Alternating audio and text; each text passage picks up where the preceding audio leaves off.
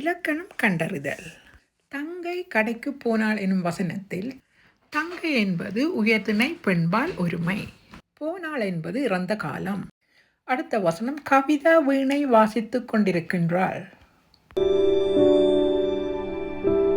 கவிதா என்பது உயர்திணை பெண்பால் ஒருமை. நிகழ்ந்து கொண்டிருக்கின்ற செயலாதலால் அது நிகழ்காலம்.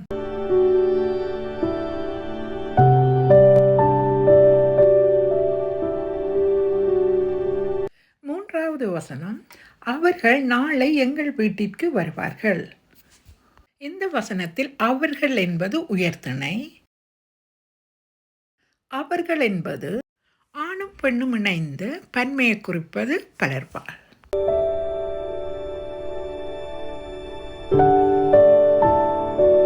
நாளை வருவார்கள், இது நடக்கப் போகின்ற நிகழ்வு ஆகையால் எதிர்காலம். அடுத்த உதாரணம் அவன் வேகமாக ஓடுவான். உயர்திணை ஆண்பால் ஒருமை எதிர்காலம்.